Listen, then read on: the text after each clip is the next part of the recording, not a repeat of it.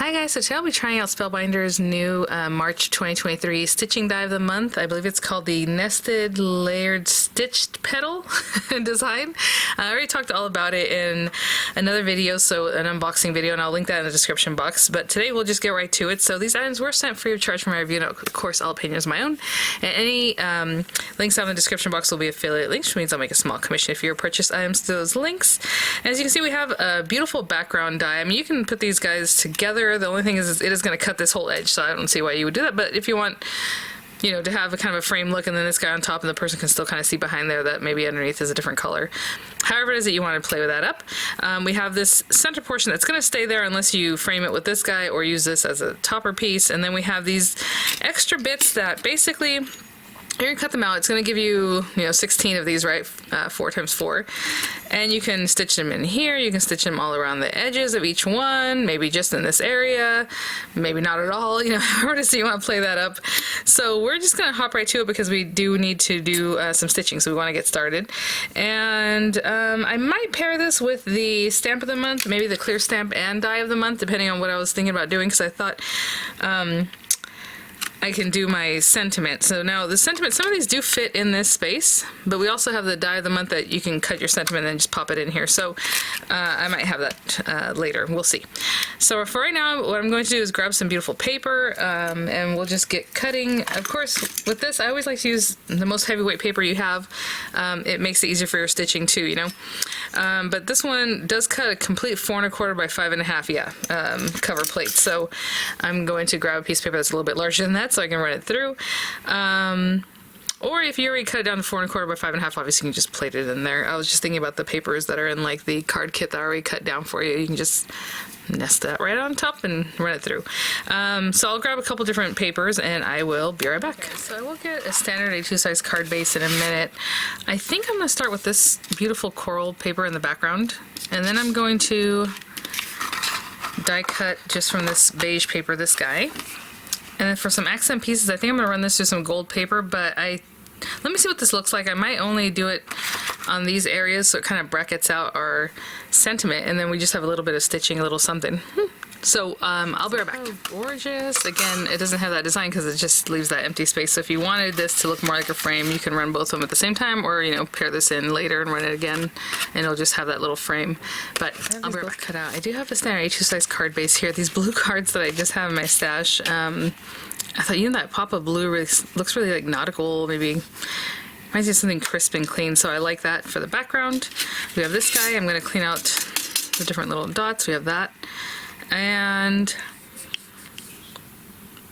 I think I will run this through just on one of these sides, some shiny gold paper, okay? And I'll be right back. Quick.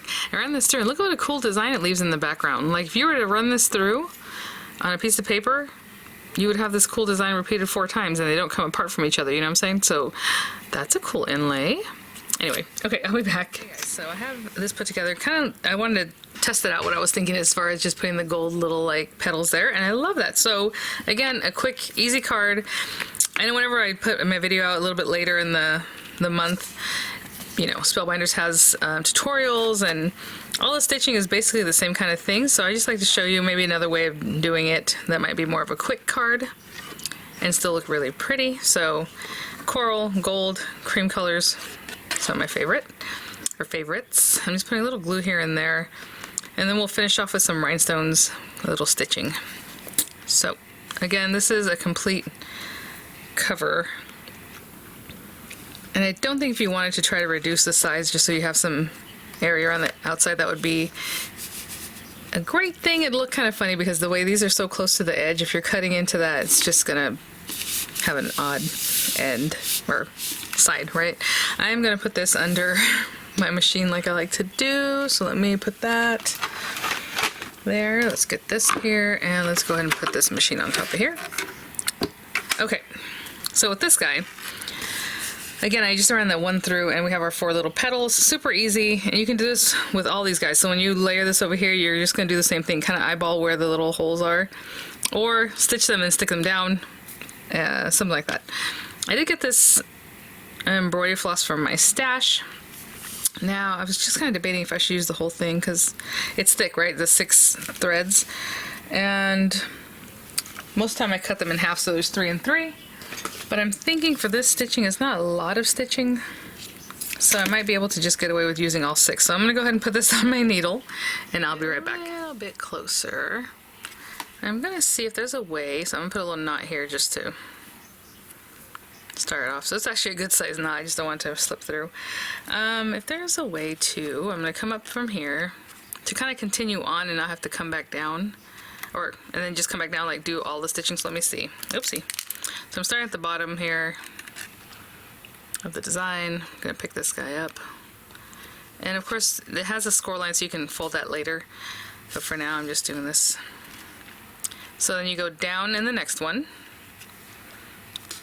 And basically I'm doing a straight stitch, but generally that requires you to go up and back around. So what I'm going to do is just come up the next one and finish this. And then when I come back down, I'll catch that middle one because obviously we're skipping it. And then down at the top. Yeah, I think I can just keep going. Let's see. So let's grab the next guy. Just a little bit there. And I'm going to come up and hold on to it just like I did earlier. Just like I did earlier. There we go. Give it a pull, and I'm keeping the tension so you can come back and kind of make sure you have that right. Go down into the next one, the one right next to it. And again, popping up from the one that's right next, and then down this guy. And now on the way back, we need to catch the one that we missed. So each one, you're missing a stitch here and here, right? So when I come back over here, I'm going to not split my thread, so I'm going to be careful to just kind of push through, but not through the threads themselves. Bring it through, and then down in here.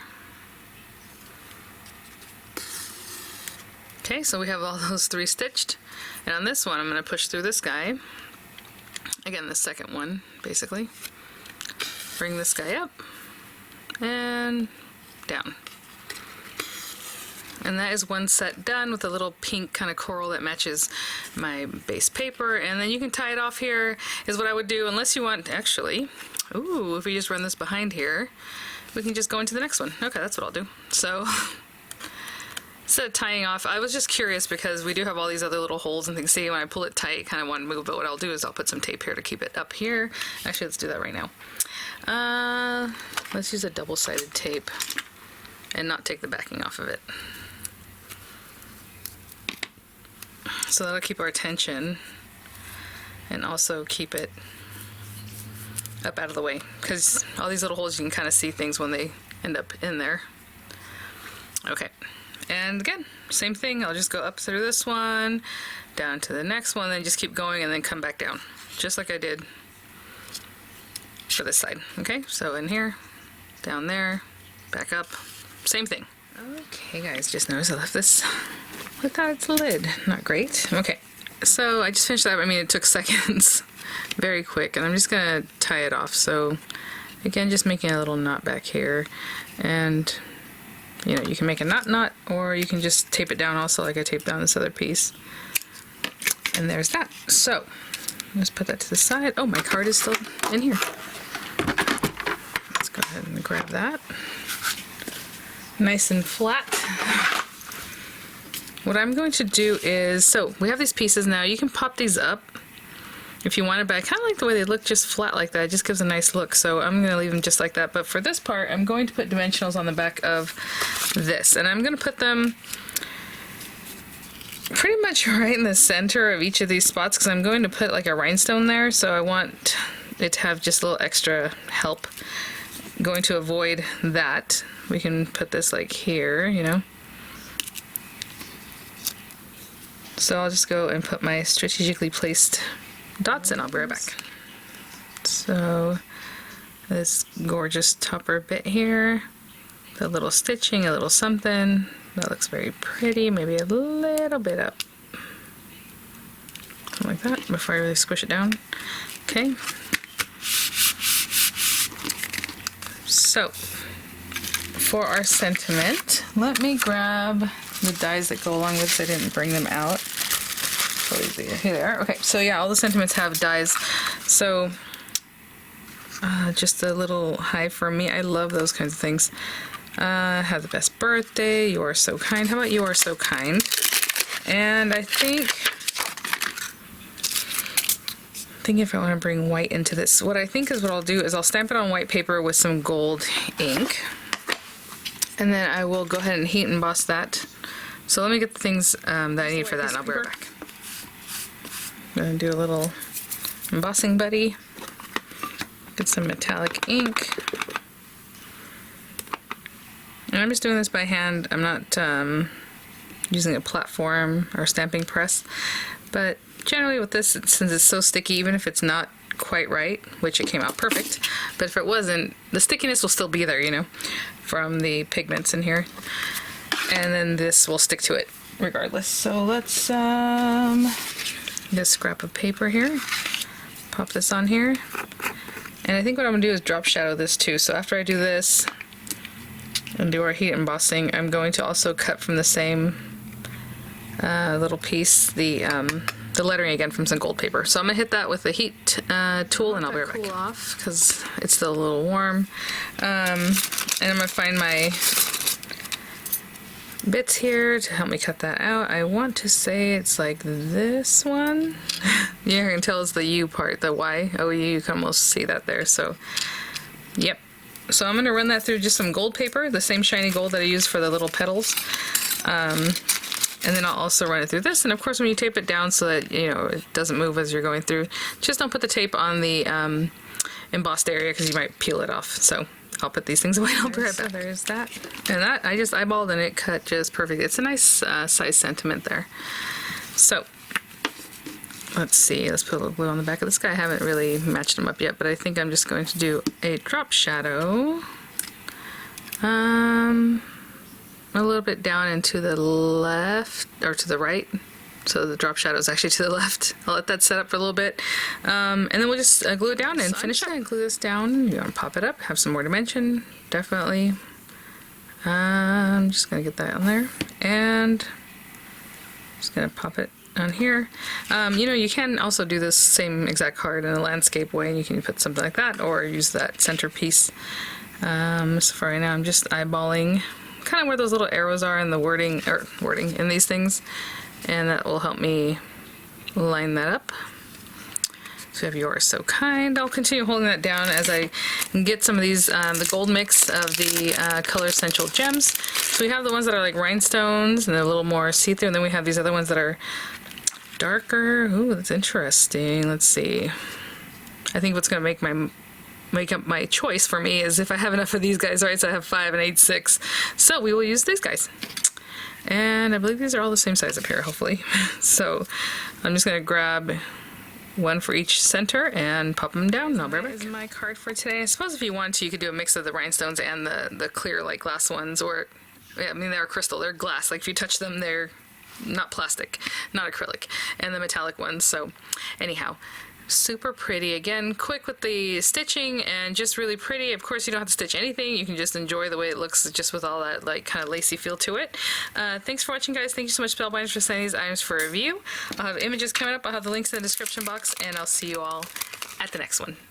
Bye now.